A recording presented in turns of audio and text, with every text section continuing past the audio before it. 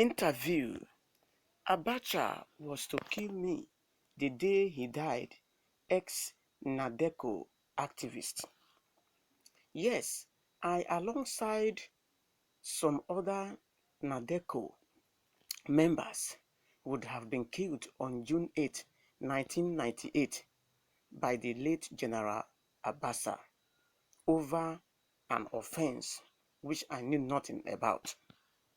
In General Abacha's desperate move to bulldoze members of the pro-democratic organizations and other dignitaries whom he viewed as obstacle toward his ambition, he falsely accused us of conspiring and attempting to bomb the Nigerian National Petroleum Corporation (NNPC), a Jigbo depot in Lagos State. On 12th September 1994, I and others were taken to the Directorate of Military Intelligence, where we were put inside sack for hours before we were forced to sign fabricated confessional statement.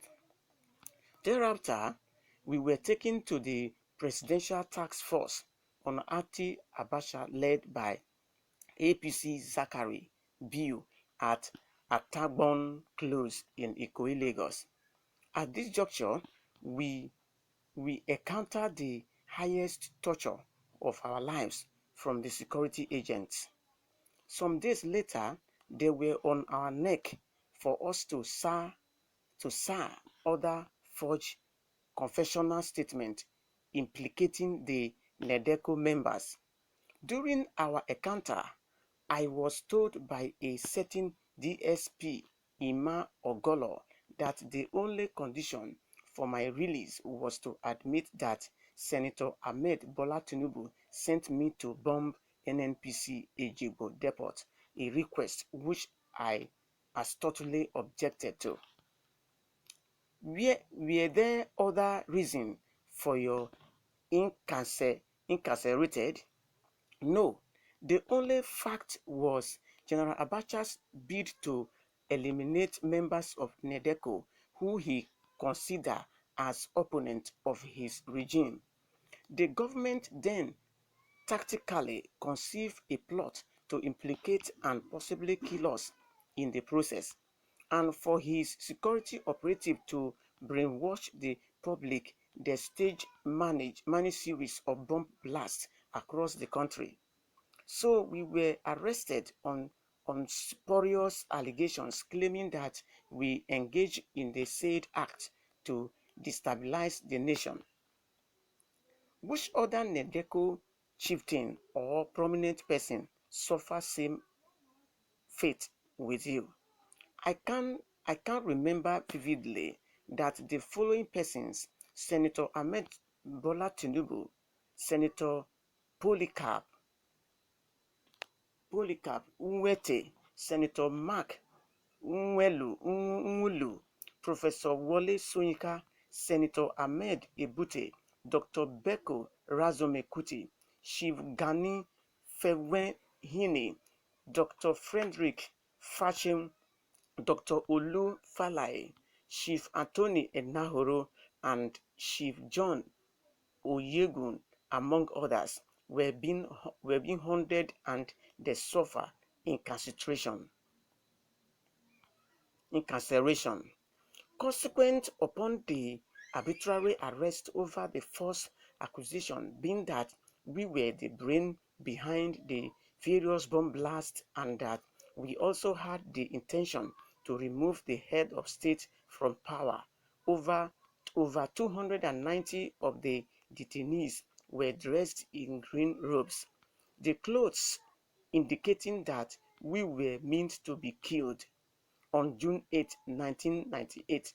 But as God will have it, General Sani Abacha died mysteriously at the early hours of the same day that we were supposed to be executed. That was how the man died without accomplishing his greatest desire of eliminating his perceived enemies, of whom I was among. But before his demise execution, duty soldiers has been assembled at the Kirikiri maximum security prison in preparation for the purpose, but we cheated death by the death of he who wanted to put us to death. It was a narrow escape. Well, ladies and gentlemen, I think that in government, or let's say with politicians, a lot of things are going around them, in which if you are not closer to them, you will not be able to understand. Now, in Nigeria, we know that the people that suffer the most are the innocent. And the real people that are involved in a situation, you will not see them to apprehend. So that is what people suffered in Nigeria. Like this man who is telling his story, he said that what he was arrested and put in custody for, he was an innocent. He did not know anything about it. Well, I don't know how to believe him if he's seen the fact. And I cannot say that he has not seen the fact because I was not there. But we give thanks to God that at the end of the day, the man was not able to execute his plan. That same day that you were to be executed, he too, he met his own Waterloo. So he was gone. That is how your life was spared. Even though you stay a long time in prison, at least you are still alive to tell the story. Well, thanks be to God about that.